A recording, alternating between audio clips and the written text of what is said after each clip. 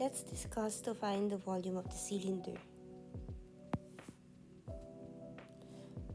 So cylinder is a three-dimensional geometric shape with two parallel and congruent bases connected by a curved surface. So we have bases, congruent bases, which is circles. So the dimensions we have in the cylinder is the height. Ito ay kung gaano kataas yung ating cylinder.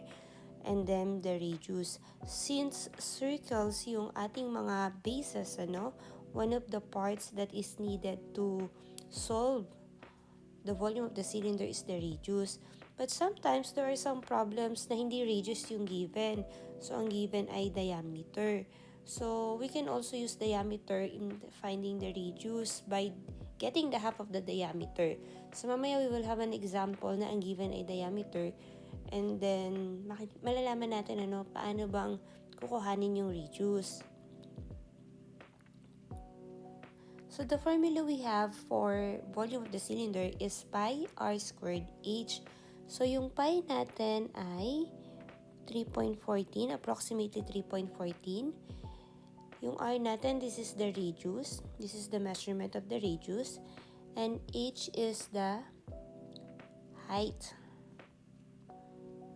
Okay, let's have an example. Find the volume of the cylinder with a radius measuring 2 meters and height of 4 meters. So let's have this illustration, So let's discuss this problem step by step. So step number 1 is to identify the given. Ano yung mga numbers or dimension na given dun sa ating problem? So the first one is 2 meters, which is the radius, and 4 meters, which is the height.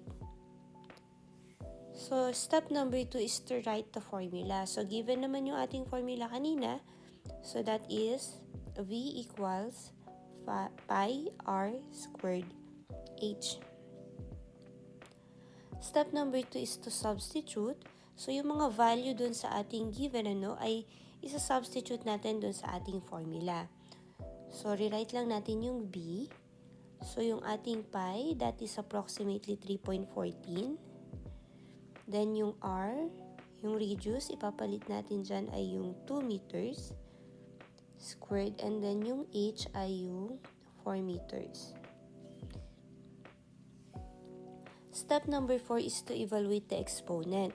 So, remember when we evaluate the exponent, we multiply the number by itself, not by the exponent. So, yan yung nagiging common mistake minsan, Instead na sa sarili i-multiply sa exponent, minumultiply, which is wrong. So, ito munang may exponent ang i-evaluate natin. So, we just rewrite the other numbers. So, 3.14. So, 2 times 2 is 4. M squared. So, m times m is squared. And then 4m. And last step is to multiply. So, we will just multiply 3.14 times 4 times 4. And we will get 50.24 m cube. So, bakit siya naging m cube, Because when we multiply m squared and n, so we will add the exponent kasi parehas naman sila ng letters, So, 2 ng letter. So, 2 plus 1 is 3. And remember, a cylinder is a three-dimensional figure. And we are talking about volume. So, the unit of the volume is always, has an exponent of 3. So, lagi po yon. So, the answer is 50.24 m cube or 50.24 cubic meter. So, let's proceed to example number 2. So, the diameter of a can of sardines is 5 cm and the height is 8.5 cm. So, what is the volume of the tin can? So, step number 1 is to identify the given. So, we have 5 cm, which is the diameter, and 8.5 cm, which is height.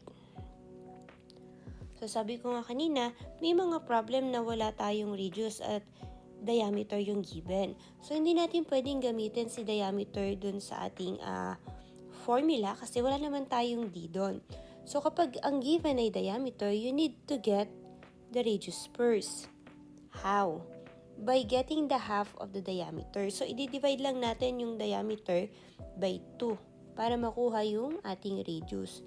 So 5 divided by 2, that is 2.5 centimeters. So yan yung gagamitin natin mamaya dun sa ating substitution.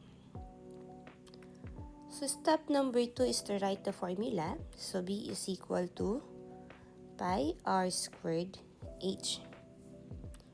Step number 3 is to substitute.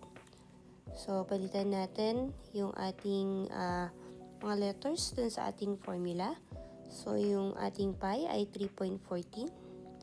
So yung radius, so again, yung radius natin ay 2.5 centimeter squared and yung h ay 8.5 centimeter. Step number 4 is to evaluate the exponent. Again, when we evaluate the exponent, you multiply the number by itself. So let's multiply 2.5 times 2.5.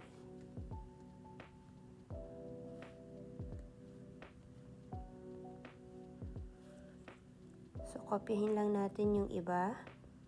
So 3.14. So 2.5 times 2.5, that is 6.25 centimeters squared. Then rewrite lang natin yung 8.5 centimeter. And then lastly is to multiply these three numbers. So you can use calculator naman, so you can easily find the volume or find the product of these three numbers, ano? So you just multiply 3.14 times 6.25 times 8.5, and you will get 166.8125.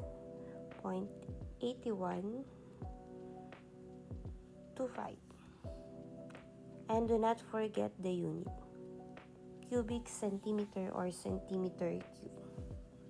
So that is the volume of the tin can.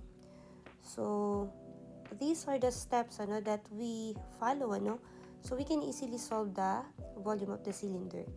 Always identify the given, write the formula, substitute, evaluate the exponent, and multiply. Okay, let's try this. So number 1, a cylindrical water tank has a radius of 3 meters and a height of 5 meters. How many cubic meters of water can the tank hold when it is full? So number 2 is a can of pineapple juice has a diameter of 10 centimeters and a height of 12 centimeters. Find the volume of a can in cubic centimeters. So try to solve these problems and then comment your answer. Thank you.